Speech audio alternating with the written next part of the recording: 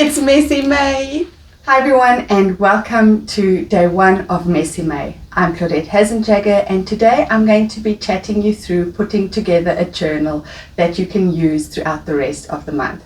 Now I'm going to make sure that we keep it nice and easy because we want you to be ready to jump into all of the inspiration and classes that are heading your way throughout the rest of the month. So I will share a few tips and tricks that you could use to maybe personalize your journal or make it a little bit more exciting and playful if you would like.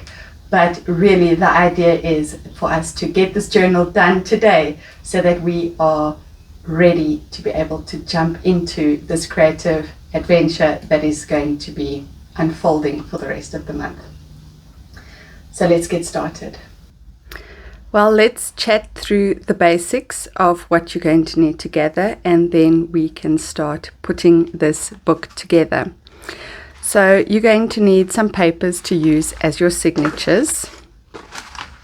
What I've got here is a variety of things. I've got an old envelope that I'm going to be using. I like this because it can be a little pocket to tuck things into, and then that little window is going to be a fabulous opportunity to add something exciting into the pocket that peeps through there. So something like that is really fun to use. This is a 2022 calendar and I just love the colors, and I thought that it would be fun to use. So I'm going to be making a little skinny journal, and that's why I have folded these like this so that they can fit into my cover.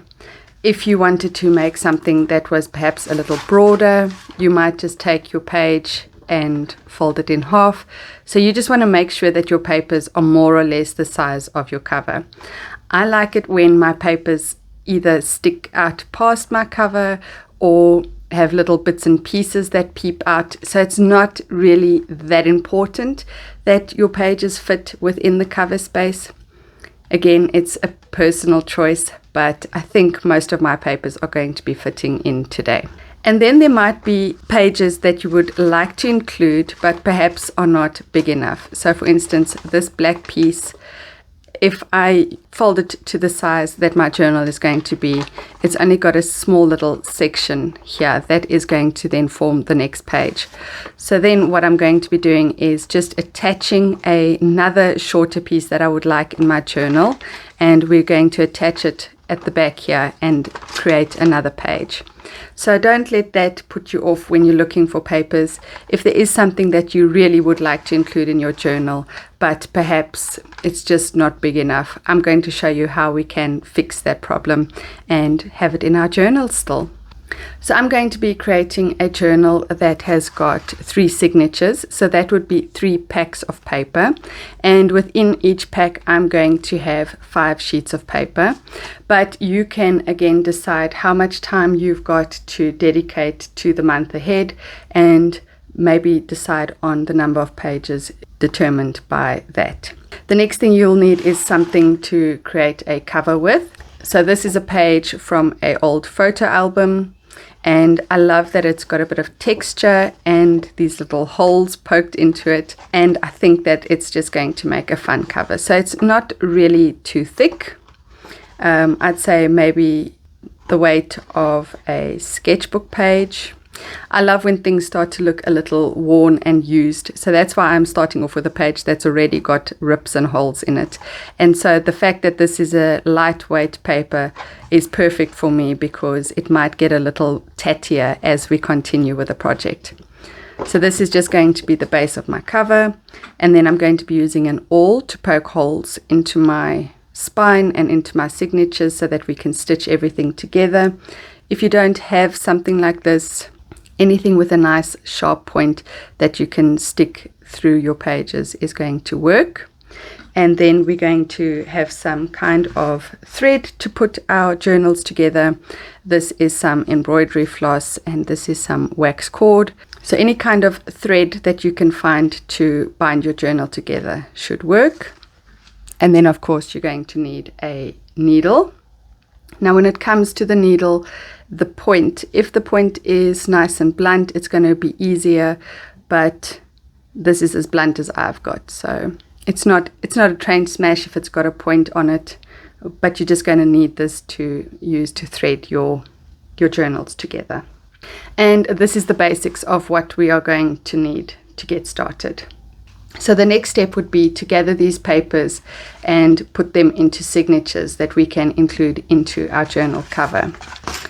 So I would just make sure that I fold them to be more or less the size of the cover. Again, it doesn't need to be an exact science. Nice and messy is always fun. So you would just take your bone folder and fold your pages and make sure that these edges are nice and crisp so that everything can fit snugly within your cover. If you don't have a bone folder, you could always use a credit card to crisp up the lines of your pages. So this here is a piece of craft paper that I had been working on. Obviously it is much too long for that cover, and so I have a choice here. I could either tear off this extra edge and make it fit into my journal, or I could alternatively fold this over and have it as a section in my journal. So when I am working in my journal, I can then make the decision of either tearing it out and having just a single page, creating a little tuck spot, having a flap to work in. So I like to create a journal in a way that I leave myself options to be able to alter things as I need to, as the project and my journal develop. So I would leave all of these little flaps on my pages just to start off with. And if I decided working in the journal that it needed to go, then that would be fine. But I'd rather cut it off later than cut it off in the beginning and decide that it would have been fun if I had left it. So that is how I like to create my signatures, is just being aware of leaving some extra bits and pieces on there just in case. Now let's chat about those pages that perhaps are not going to fit into our journals. So over here I've got this little scrap, and I know that it's not going to be big enough to fit into my journal. And here just happens to be another little piece that I absolutely love, but can never find a journal to use it in because it's so skinny. So what I'm going to do today is create a page that can work for us. First thing I'm going to do is just use some glue stick to hold these two in place while we work at making them fit.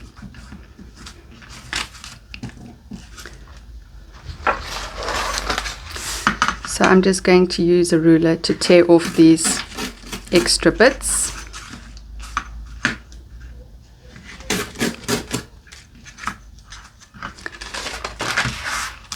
And then using some masking tape, I've just torn it in half so that I've got a nice rough edge to use. And I'm going to then use that to stick down this extension. This just adds a bit of interest and texture to your page and creates an exciting base for you to be able to start journaling on.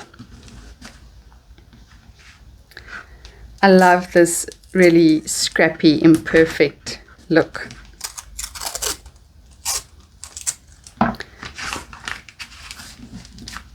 So on this side, I think I'm going to use some washi tape because there's already a lot of bright, fun things happening here.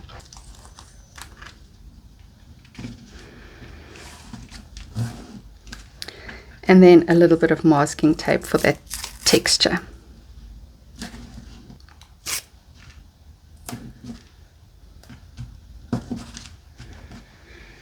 And just like that, you've extended your page and created something exciting to be able to open up on and get playing.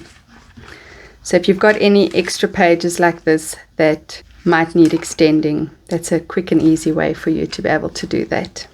Sometimes we've got pages like this one which are really thin. This was a tissue paper, and I'm just a bit worried about how much it's going to be able to withstand within the journal. And so I would like to reinforce this spine a little just to be sure that it's going to stay put.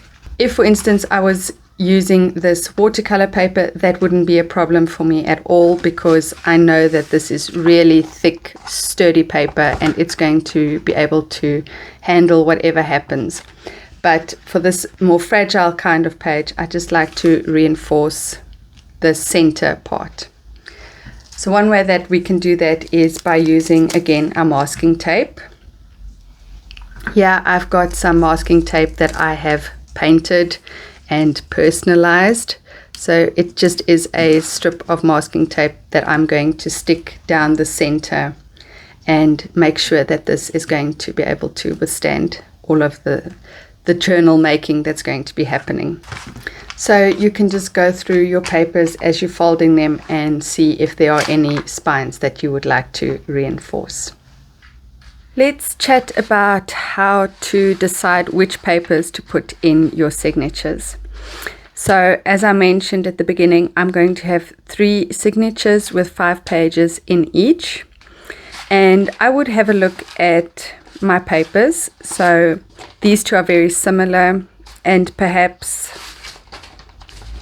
this envelope, because they're all neutral and a similar size. So I would just put one out for each signature.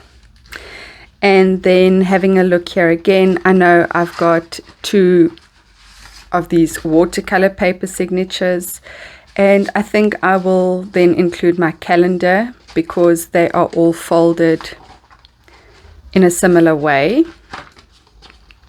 So I would put one of each into the batches. And then we've got the brown craft paper. I've got 3, so I will just put those into each signature section. And I've got the 3 pages that I extended, so I would just put one of each extension in, and then I've got 3 of these random ones left. This one's got quite a lot of color in, so I'll put a neutral in there, and this one is a lot of neutrals, so I'll just put something brighter in that batch. And that is basically how I do it, very randomly, but there is a bit of a system. So let's chat through stacking. I like to have a shorter piece in the front, because once you start stacking like this, it allows for things to peek through, whereas starting with a bigger piece sort of hides anything to come after that. So let's stack this and have a look and see what happens. I'm going to put the longer piece in after that, maybe the brown paper bag so that it's peeking out past there. And then I think I will go with this one next and save the longer one for the center, because that will give us more real estate to work on when it comes to journaling, if we've got this nice big page that can extend in the center. Looking at this, I like the fact that you can see a bit of what's going to be happening in this signature. And I would then just page through and have a look. I think perhaps it's quite nice how these two play off of each other, but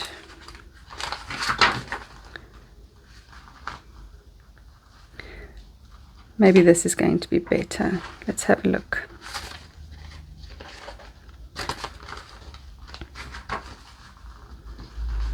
I like this better because it allows more of the pages to be seen sticking out and sort of letting you know what's in that signature. So let me chat you through one more before you start stacking your own papers. So let's have a look at this signature. It's quite a variety that we've got going on here.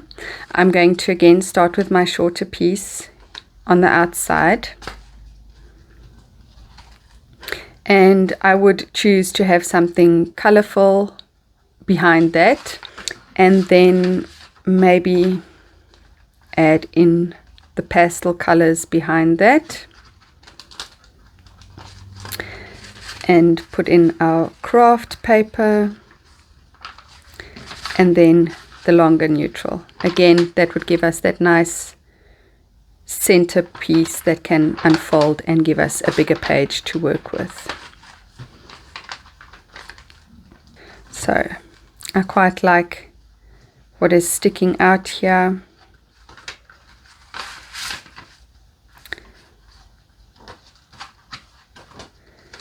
Having a look at how everything plays together before we...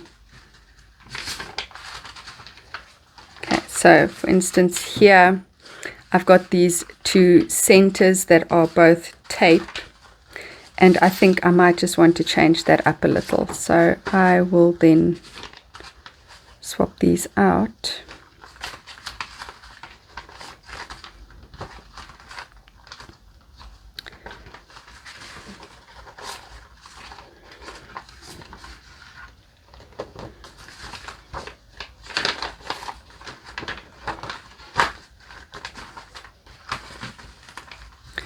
Oh, I love that. That just feels good immediately. As I close it, that feels really good. So I've got my envelope with a little pocket spot there, my brown craft paper, my calendar, a piece of magazine paper, and then my neutral in the middle as that big fold out. And I like the way that, again, everything has its moment to shine at the start of the signature. So I really would encourage you to play around, move your papers around, page through your signatures a few times, and settle on something that feels good. Once we have got our 3 signatures stacked, it's time to start with our binding. My signatures are stacked and ready to be used. As you can see, they are going to be sticking out past my cover, and I'm happy with that. But journals grow. And so what I've decided I'm going to do is use this little strip of scrapbooking paper that I've got lying around and use it to create my spine, so that I've got a bit of gap for my journal to be able to expand in. So that is where we're going to be sewing these signatures in. So I'm just going to use a glue stick and stick this strip down here on my cover and give it a minute to dry. Now, it's not necessary for you to do this, but I do find that folding in a little spine section does allow for a better movement within your journal. So you could maybe decide on creating this spine. This one is just a little shy of 1.5 inches, and I just think that it helps with your journal and its growth. So I've got my printer paper here. I'm just going to tear it down to the size of the area that I'm going to be using as my spine. Now I'm going to fold this paper into 4 parts.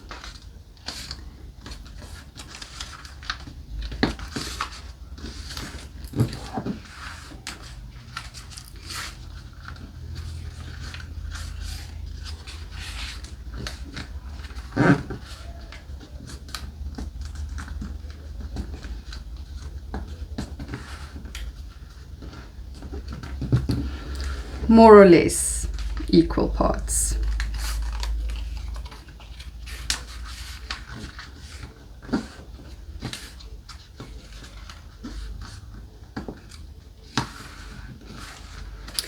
There we go. So I have folded it in half and then in half again, so that we've got 4 folds. But what that allows then is for equal spacing for our 3 signatures. So we're going to have a signature here, here, and here. A signature on each of the folds. The next thing that I would like to do is, I know that I want to have 4 holes punched into this signature. So I'm just going to fold the paper again to make the spacing for those 4 holes. So I'm just going to guess more or less where these 4 are going to be until I get to a point where they are even. This is why I'm just using this printer paper, because I can fold it and bend and manipulate it until everything is right.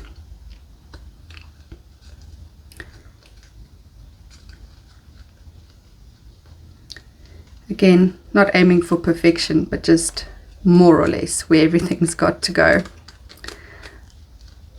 I like to keep things messy and imperfect from the very start, so that I don't feel pressure to have to try and fill this journal that I have crafted to perfection, but rather something that feels fun and spontaneous and allows me to have the freedom to just get messy.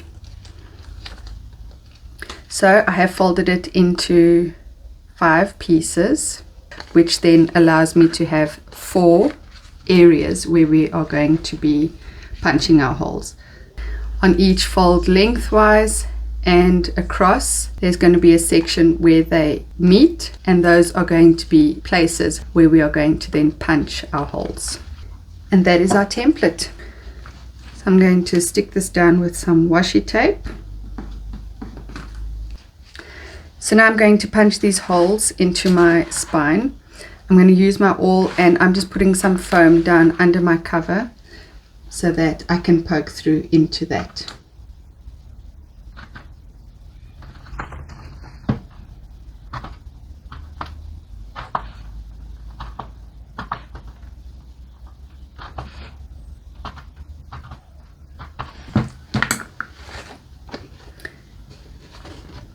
So there you can see my holes ready for my signatures to be sewn in.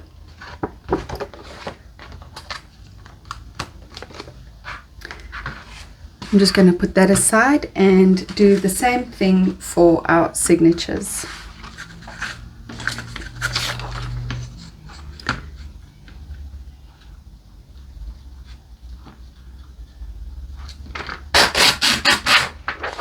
So using my printer paper again, I'm going to tear another strip down. This time I'm only going to fold it in half once.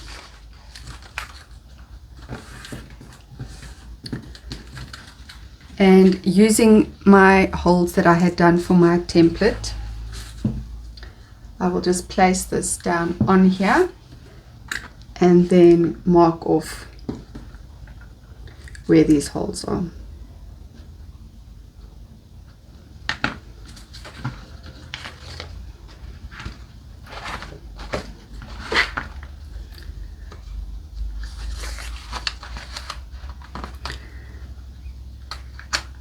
Using my awl, punch those holes in,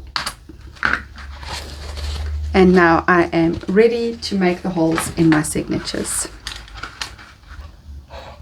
This little tool over here is a book cradle, and it just makes things a little easier because you can put your signature into the cradle and then punch through into this little slit that's over here.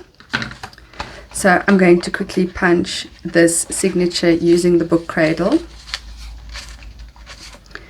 putting my template down into the little nook of the signature. Using my awl, I'm just going to punch through these 4 holes.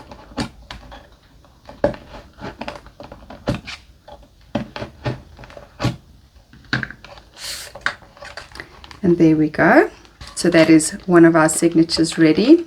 If you have got a clip, you might want to just clip one of the edges, or even both, depending on how you're feeling, so that you know that everything is going to be kept together. If you don't have one of these, I'm going to use my foam here again and punch these holes using my foam.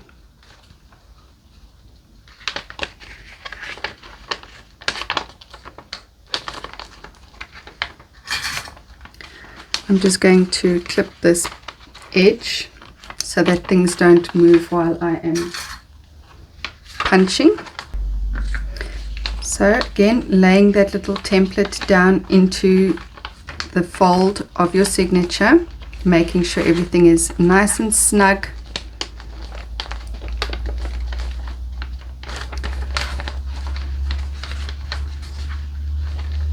Using my awl, I'm just going to punch through.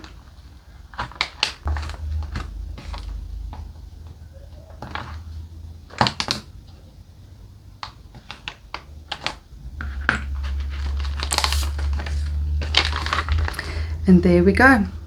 Our holes are ready to be sewn in. I'm going to be using my wax thread because I've got it in this super fun bright color, and I love how that contrasts against this muted green. And I like to use twice the length of my journal just to be sure that I've got enough thread. You can always cut off the extras, but you can't add, so rather go for longer. The next thing we're going to have to decide is the order of our signatures. So what's going in the front, the middle, and the back. And I like the idea of having a pocket right in the front, and I think this nice bright signature in the middle, and so this one will be at the back. So let's start with sewing in our first signature. If you start with your thread on the outside of your journal, that means all the knots that you tie are going to be on the outside.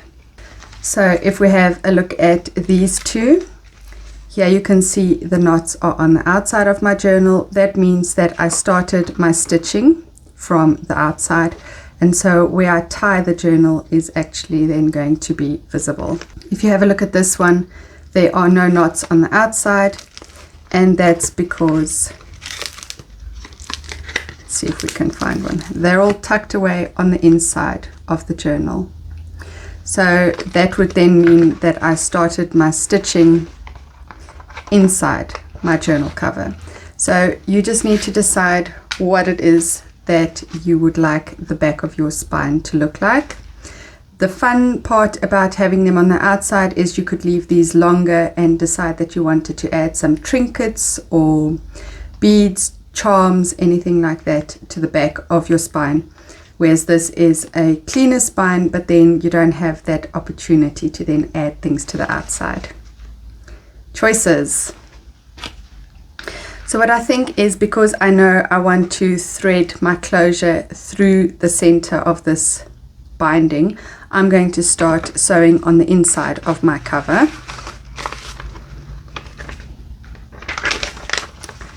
So finding that first hole on the inside of my signature, I'm going to make sure I go through all of the pages,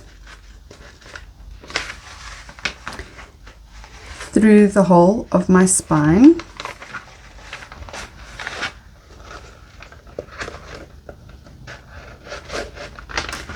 now it's very important to leave a tail for tying, back in through the next hole. There we go. So making sure you've pulled this nice and tight, back down again through all these holes, and we're going to be coming up again through the spine of our journal, and one last time going back down through this last hole.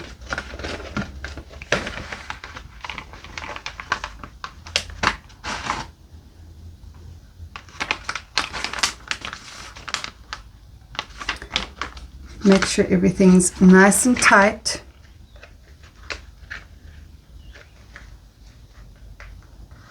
Before we start moving back up again. So I'm going back in through this hole.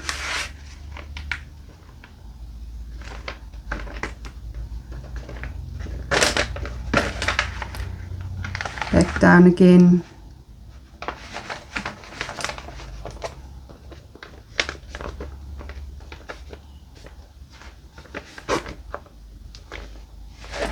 So it's created a nice line on the back of our journal, and then I'm going to just tie this off here in the center.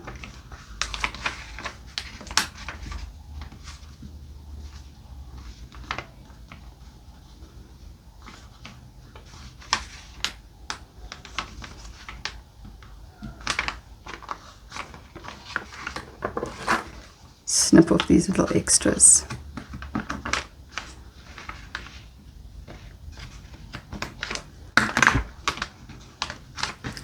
So that is our first signature. So I'm going to then do the signature on the outside and work towards the center. So my last signature moving front and back until I reach the middle signature. So if you had 5 signatures, you would do the front, the back, the front, the back, and then the middle. I've only got 3, so I'm going to do front, back, and then middle. So let's do this one more time.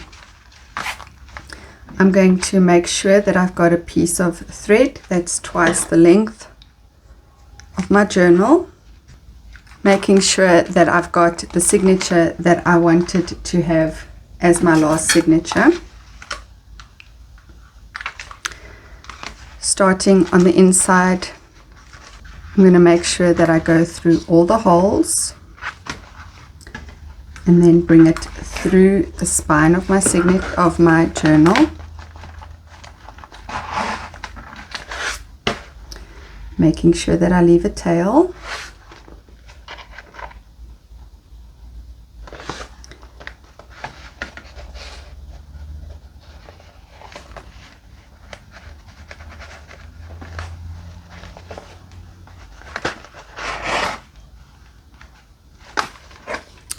Back in, and so you just follow the holes going in and out.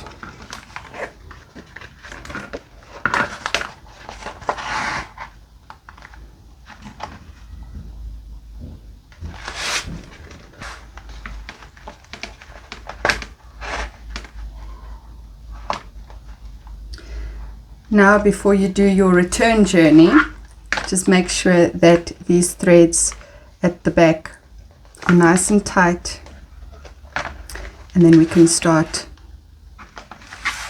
making our way back up to our little starting point.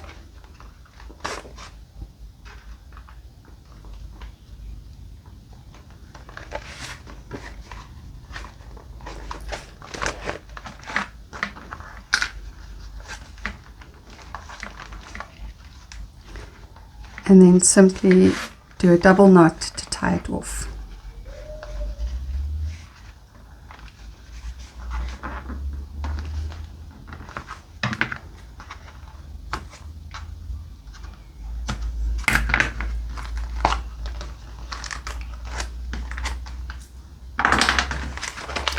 There we go. So you've got the idea. You just keep stitching in those signatures, and I'll see you back here again for the final touches.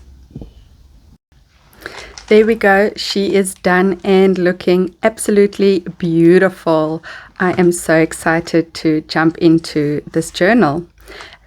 At this point, you can start working in your journal, but if you would like to take it a little bit further, I'm going to chat you through how I am going to finish this little cutie off. The first thing that I would like to do is add this character onto the cover. He is looking very uninterested and disapproving, and I think what I'm going to do is stitch Messy May across his chest in a simple running stitch, and maybe personalize him a little bit and get him attached to this cover.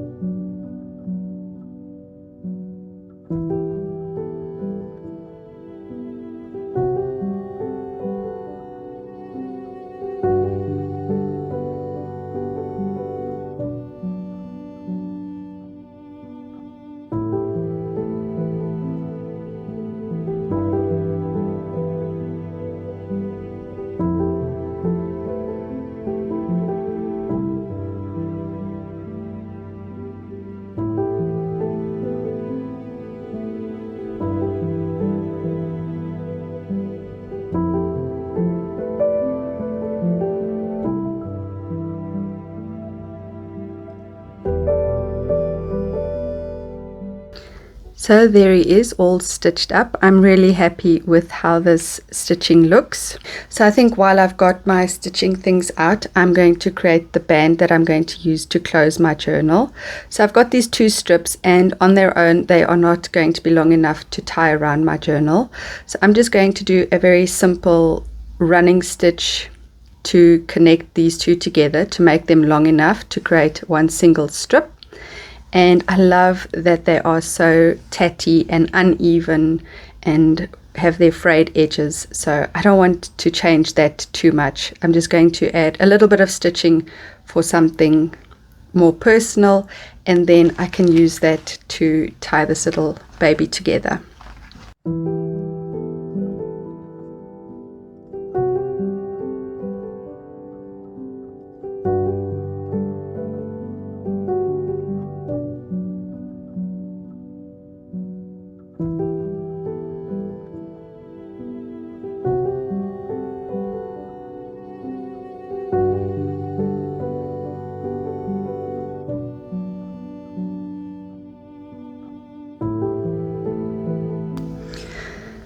I've done my stitching, so I've stitched those 2 pieces together to create one long strip, and I've added some messy stitches and bundles of thread in between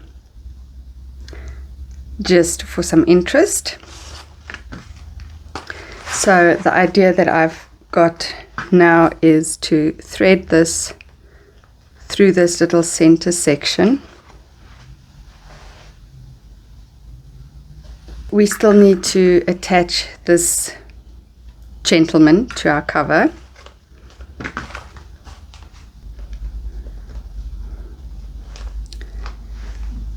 And then for some fun and interest, I'm going to staple him to the cover here.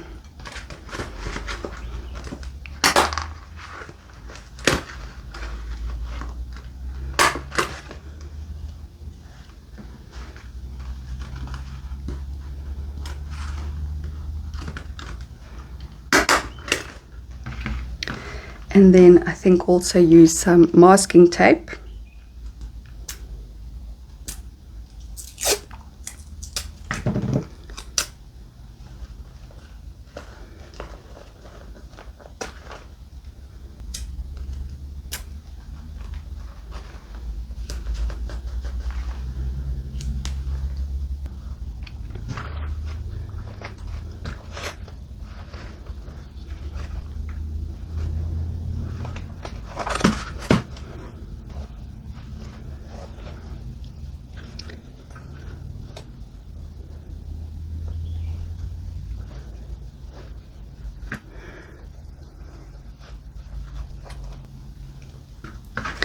I love the idea of his disapproving eyes peeking out, but this closure is preventing him from saying anything about it.